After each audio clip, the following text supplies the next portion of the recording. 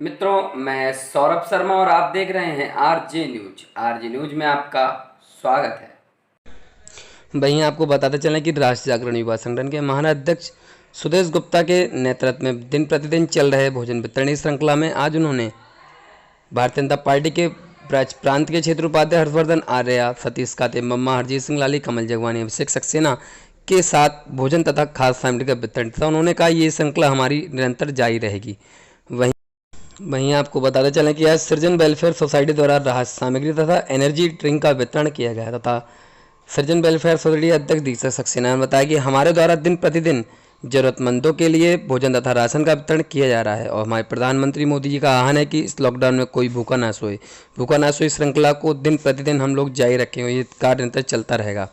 वहीं आपको बताते चलें कि आज वानखाना स्थित हॉटस्पॉट क्षेत्र में सैनिटाइज का कार्य चला गया। इसमें सैनिटाइज करते हुए हमारे संवाददाता अजय चंद्रा ने बताया कि आज इस क्षेत्र में जगह जगह से आए हुए प्रवासियों की स्वास्थ्य जांच की जा रही है तथा इस पूरे क्षेत्र को सैनिटाइज किया जा रहा है तथा नगर निगम के महापौर उमेश गौतम का ये बहुत बड़ा योगदान है, वो जगह जगह सैनिटाइज करा रहे हैं। वहीं आपको बताते चलें कि आज थाना बुदाई ग्राम फैज नगर में नवजात शिशु की दवाई न मिलने से कारण मौत हो गई। घर में मचा कोहराम। आपको बताया चला कि लॉकडाउन के कारण जगह जगह दुकानें बंद हैं और लोगों के मजबूर वर्ग के लिए पैसों की दिक्कत का सामना करना पड़ा। इसको लेके आज उनके एक नवजात शिशु को बीमार था तथा उनके पास पैसों की कमी होने के कारण वह उस बच्चे की दवाई ना ले पाए, इस कारण बच्चे की मौत हो गई। बाबलू, आपका जो बच्चा जो खत्म हुआ है बताया जा रहा है कि भुखमरी के तहत खत्म हुआ। ना बीमार तो होते पैसे ही नहीं रोगे। अच्छा, आपके पास पैसे नहीं थे। अगर शायद आपके पास पैसे होते तो आपका बच्चा बच जाता। जी, आपका कोई नरेगा कार्ड है? नहीं है। नरेगा कार्ड भी नहीं है। काम क्या करते हो वैसे आप? गन्ना खोदा था। अच्छा, लोगों का गांव में जैसे गन्ना खोते हैं, बैलदारी जाते हैं। बैलदारी पे चले जाते हो। अच्छा, आप इस झोपड़पट्टी में रहते हो? हाँ। आप रहते हो। आप और कौन है आपके परिवार में? बड़ा भाई प्रेमपाल भाई है। अच्छा, छोटा भाई अन्नू है। अच्छा, चलो। अच्छा, तो इसमें आप पन्नी डाल के रहते हो। आपके पास कोई प्रधान जी ने भी मकान नहीं बनवाया जैसे वो बनता है सरकारी आवास? नहीं बनवाया है। आपने कभी प्रधान जी से कहा था? नहीं कहा था। वहीं आपको बताते चलें कि आज बरेली के सुभाष नगर में सेवा समिति द्वारा लॉकडाउन में हुए बेरोजगार परिवार बेसहारा लोगों को आज राशन का वितरण किया। इस सुभाष नगर व्यापारी राजा सेठी, सुरेंद्र सोनकर आदि सदस्य मौजूद रहे तथा उन्होंने बताया कि प्रधानमंत्री की योजना है और उनका आह्वान है कि इस लॉकडाउन में कोई भूखा ना सोए। इस भूखा ना सोए के अंतर्गत आज उन्होंने जरूरतमंद लोगों के लिए भोजन का वितरण किया। इस दौरान लोगों ने सोशल डिस्टेंसिंग का बहुत ध्यान रखा तथा उन्होंने लोगों के लिए मास्क पहनने की भी अपील की तथा उनका अभियान यही है कि इस लॉकडाउन में कोई भूखा ना सोए, सभी सुखी रहें। वहीं आपको बताते चलें आज समाजवादी पार्टी के युवा फ्रंट के नेताओं ने आज हाईवे पर पानी, फल, फ्रूट, जूस आदि का वितरण किया था। फतेहगंज टोल पर यूथ ब्रिगेड के फ़हीम हैदर, इजाज अहमद, वसीम खान, इमरान खान लियास ने फल फूड सामग्री वितरण। समाजवादी पार्टी के राष्ट्रीय अध्यक्ष अखिलेश यादव के आह्वान पर उनका दिन प्रतिदिन राहगीरों के लिए तथा जरूरतमंद लोगों के लिए खाना तक फूड सामग्री वितरण का अभियान जारी है। और वहीं आपको बताते चलें कि आज कांग्रेस कमेटी ने दिया धरना प्रदर्शक की रिहाई करने की मांग की। जिलाध्यक्ष अशफाक सकलैनी के नेतृत्व में चौकी चौराहे गांधी प्रतिमा पर धरने पर बैठे मुख्यमंत्री को संबोधित ज्ञापन दिया। मांग की कांग्रेस द्वारा प्रवासी मजदूरों के लिए चलाई जा रही बसों में तत्काल प्रभाव से अनुमति के साथ चलाने की व्यवस्था की जाए। उन्होंने कहा कि देश प्रदेश में फंसे भूखे प्यासे लोगों के लिए बुलाया जाए। उपाध्यक्ष रही हूँ महिला कांग्रेस की, और इस समय ये जो कांग्रेस के संग जो व्यवहार किया जा रहा है पक्षपातपूर्ण उत्तर प्रदेश सरकार के द्वारा, ये वास्तव में सोचनीय है। इस संबंध में ये सोचना होगा कि कहाँ तो हम प्राइम मिनिस्टर केयर फंड में आप बार बार कह रहे हैं कि हमें आप योगदान दें, सहयोग दें, आर्थिक सहायता दें, और जब कोई व्यक्ति सहायता करने के लिए आ रहा है और कांग्रेस ने सत्ता में ना रहते हुए भी इस समय उन्होंने 1000 बसों का इंतज़ाम किया और उसका खर्चा भी स्वयं उठाने के लिए हमारी जो है वो अध्यक्षा श्रीमती प्रियंका जी ने इस बात का जिम्मा लिया और सभी कांग्रेस के लोग इस कार्य में जुट गए। तो ऐसे समय में हमारे प्रदेश अध्यक्ष अजय जी के साथ जो दुर्व्यवहार किया गया है योगी सरकार के द्वारा, ये वास्तव में निंदनीय है। एक तो हम सहयोग करें और जो सहयोग करने के लिए आता है उसकी निंदा करें या उनके काम में रोड़े अटकाएं, ये एक सोचने वाली बात है कि लकीर जो है वो काटने से नहीं, मिटाने से नहीं, बल्कि उससे लंबी खींचने से बढ़ती है। और कांग्रेस का ये जो कदम है वास्तव में सराहनीय है कि सत्ता में ना रहते हुए भी वो आम जन के बारे में सोचती है, जिसके बारे में सत्ता में रहते हुए बीजेपी सरकार ने नहीं सोचा। उन्होंने, क्या नाम है आपको? मेरा नाम मिर्जा अशफाक सकलैनी है। क्या मांगे आज भरने बैठे आप? देखिए, आपने देखा होगा कि 16 तारीख को आदरणीय प्रियंका गांधी जी ने प्रदेश की सरकार को एक लेटर भेजा और कहा कि हम इस सरकार का साथ देते हुए जो प्रदेश के पलायन कर रहे तमाम श्रमिक और मजदूरों के लिए उनके घर पहुंचाने के लिए हम बसों का प्रावधान करेंगे। इसी के संदर्भ में आदरणीय प्रियंका गांधी जी ने आह्वान किया कि हमारी इस मांग को पूरा किया जाए कि उन जो बसें हैं उनको परमिशन दिया जाए। आपने देखा होगा 16 तारीख से जिस तरीके से चाहे हमारा राजस्थान का बॉर्डर हो, दिल्ली का बॉर्डर हो, लगातार वहाँ पर 1000 बसें वहाँ पर खड़ी हुई हैं। उसमें श्रमिक जो हमारे मजदूर हैं, जो अपने घरों से कमाने और खाने के लिए, रोजी रोटी कमाने के लिए अब प्रदेशों में गए थे, आज वो लोग पलायन कर रहे हैं क्योंकि कोरोना की महामारी को देखते हुए जैसे लॉकडाउन लागू किया गया। देश के प्रधानमंत्री आदरणीय मोदी जी ने इस लॉकडाउन का सभी लोगों ने उस अपील का पालन किया, लेकिन श्रमिक ने, आपने देखा होगा 70 दिन के इस कार्यकाल में उन्होंने बहुत ज़्यादा वो ऊब चुके हैं और उन लोगों ने पलायन करना शुरू कर दिया। इसी के संदर्भ में हमने देखा कि आज प्रदेश की सरकार तरह तरह के उन पर प्रावधान ऐसे लागू कर रही है जैसे कि ऐसा कि आतंकवादियों जैसा व्यवहार एक तरह से मैं कहूँगा कि करा जा रहा है उन श्रमिकों और मजदूरों के लिए। और आदरणीय प्रियंका गांधी जी बसें देना चाहती हैं लेकिन वो बसें लेने को तैयार नहीं है क्योंकि श्रमिक, आपने देखा होगा जिस तरीके से छोटे छोटे बच्चे, मासूम बच्चे पैदल चल रहे हैं, उनके पाँवों में छाले, उनका दर्द योगी सरकार को नहीं है। और तानाशाही तरीके से, तानाशाह रवैया अपनाते हुए हमारे प्रदेश के अध्यक्ष आदरणीय अजय कुमार लल्लू जी और प्रियंका गांधी जी, हमारे उनके सचिव संदीप जी सिंह के खिलाफ मुकदमा दायर करके उन्हें गिरफ्तार कर लिया गया है। मैं मांग करता हूँ शासन से और यहाँ की वहीं आपको बताते चलें, कांग्रेस अध्यक्ष अजय कुमार लल्लू की गिरफ्तारी को लेकर महानाध्यक्ष ने दिया ज्ञापन।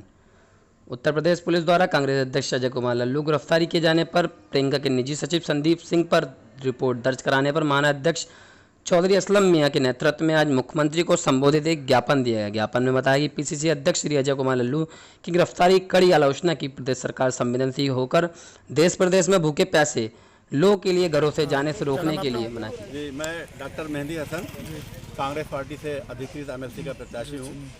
ये जो 3-4 दिन से ये प्रकरण चल रहा है उत्तर प्रदेश सरकार के साथ में और केंद्र के साथ में, देखिए ये जो समय है आज पूरा विश्व जो है वो वैश्विक समस्या से कोविड-19 से जो है फेस कर रहा है और होना ये चाहिए था कि ये समय जो है राजनीति करने का नहीं है, बल्कि हमारे जो प्रवासी लोग हैं, जो कामगार लोग हैं, जो मजदूर हैं, जो अपने गंतव्यों को जाना चाहते हैं, अपने क्षेत्रों में जाना चाहते हैं, उनको भेजने की बात थी। तो मैं समझता था कि इसमें राजनीति ना करके इसको सीधे सीधे इसको जो है अंजाम देना चाहिए था।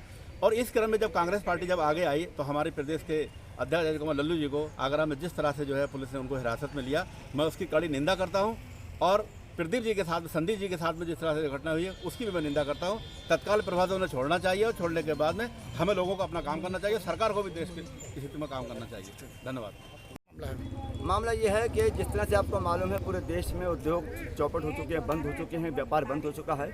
हज़ारों मजदूर कई जनपदों में और कई राज्यों में फंसे हुए हैं, जिनको उनके गंतव्य उनके घर तक पहुंचाने के लिए अखिल भारतीय कांग्रेस कमेटी की महासचिव एवं उत्तर प्रदेश की प्रभारी श्रीमती प्रियंका गांधी जी ने कांग्रेस के खर्चे पर 1000 बसें चलाने की अनुमति उत्तर प्रदेश सरकार से मांगी थी और तमाम शर्तों के बाद एन प्रकरण के बाद उनको अनुमति दे दी गई। उसके बावजूद कभी आगरा बुलाया जा रहा है, कभी गाजियाबाद बुलाया जा रहा है, हमारी बसों को लगातार कभी कहीं पहुँचाने का काम किया जा रहा है। लेकिन उसके बाद इस सरकार ने हम अपने जनपदों के अधिकारियों को कोई निर्देश जारी नहीं किया और सीमाओं पर उन बसों को रोक लिया गया। आज 24-48 घंटे से वो भूखे प्यासे मजदूर इस तड़कती धूप में खड़े हुए हैं, परेशान हैं। उनको पहुंचाने के लिए कांग्रेस पार्टी संकल्पबद्ध है और हम ये चाहते हैं कि वो अपने घर पहुंचे। लेकिन उसके बाद जहां उत्तर प्रदेश की सरकार कहती है हमने 16 लाख मजदूर घर पहुंचा दिए, हम घर पहुंचाने का काम करेंगे, लेकिन जहां खुद अपने खर्चे पर मजदूर जाना चाहता है, जहां कांग्रेस पार्टी अपने खर्चे पर उन्हें घर पहुंचाना चाहती है, उन्हें रोकने का काम, उनकी भावनाओं को ठेस पहुंचाने का काम, उनकी पीठ पर कुठाराघात करने का काम उत्तर प्रदेश की योगी सरकार कर रही है।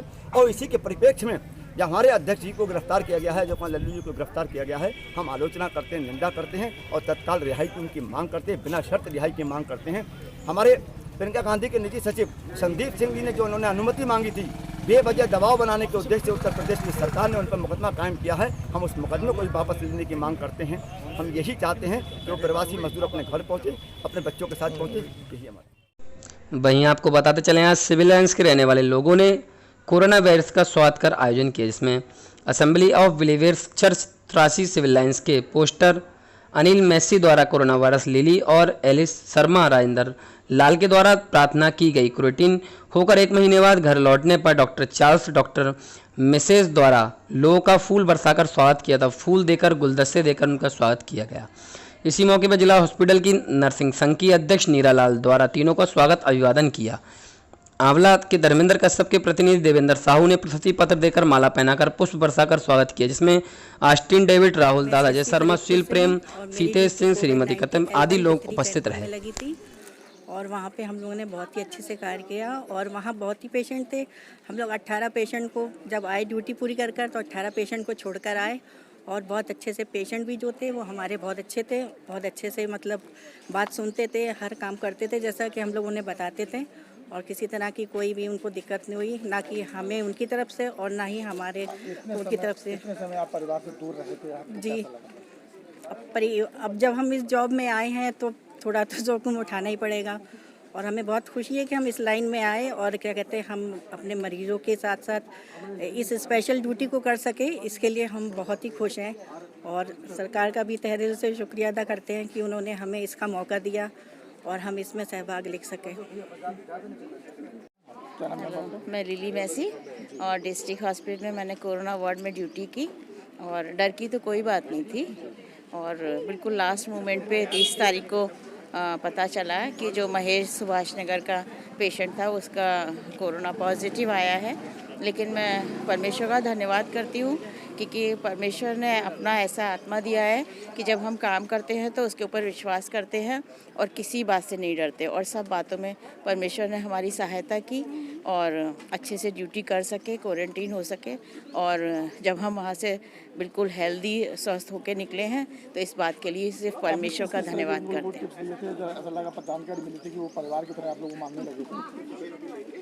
मेरी सिर्फ 1 दिन ड्यूटी थी और उस समय उस पेशेंट को राजश्री ले जाना था, वहाँ वो गया लेके आया और उसका परिवार बाद में आया था 31 तारीख को, तो तब तक मेरी ड्यूटी वहाँ से हट चुकी थी।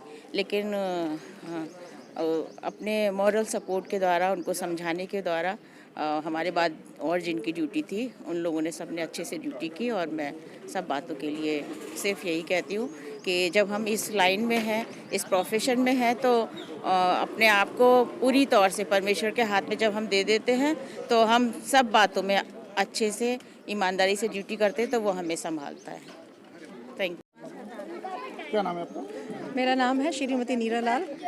मैं राजकीय नर्सिस संघ एसोसिएशन की प्रेसिडेंट हूँ बरेली की और आज जो हमारे कॉलोनी में ये कोरोना वॉरियर्स 1 महीने की अपनी जॉब्स ड्यूटीज़ को ख़त्म करके अपना क्वारंटाइन पीरियड और ड्यूटी का टाइम ख़त्म करके ये लोग आए, तो यहाँ के कॉलोनी वालों ने एक छोटा सा प्रोग्राम किया वो डिस्टेंसिंग को मेंटेन करते हुए। ये आप देख रहे हैं सब लोग मास्क लगाए हुए हैं, मैं बिना मास्क के बोल रही हूँ और बड़ा अच्छा लगा कि इन लोगों का प्यार देख के, प्लस इन लोगों ने इन लोगों को जो कॉलोनी में लोग रहते हैं इनको सम्मान दिया। स्टाफ लिली मैसी और स्टाफ एलिस शर्मा और हमारा एक राजेंद्र भाई, जिन तीनों ने वहाँ पे ड्यूटी किया था और जब वो 6 मेंबर्स आपके जो आए थे एक ही परिवार के जो थे संक्रमित, उनके ऊपर इन लोगों ने ड्यूटी करी थी और 1 महीने के बाद ये लोग वापस आए हैं। तो मैं इस चीज़ के लिए सबका बहुत धन्यवाद करना चाहती हूँ, स्पेशली इस कॉलोनी के लोगों का कि उनके प्रेम का, उनके सम्मान का, और ये छोटे छोटे बच्चे जिन्होंने अपने आप छोटे छोटे हाथों से पोर्ट्रेट बनाए हैं, वेलकम किया है, तो इसके लिए मैं सबका धन्यवाद करना चाहती हूँ और स्पेशली आप पत्रकार बंधुओं का भी धन्यवाद करना चाहती हूँ। Thank you. हम सपनों को साकार करते हैं, देते हैं पंख, आपके हौसलों को दिखाते हैं राह, उज्जवल भविष्य की हम रखते हैं अरमानों की नींव शिक्षा की, ख्वाबों को हकीकत बनाने की, राष्ट्रीय चरित्र निर्माण की एकमात्र राह स्वामी विवेकानंद सुभारती विश्वविद्यालय, जहां शिक्षा एक जुनून है। Education is a passion.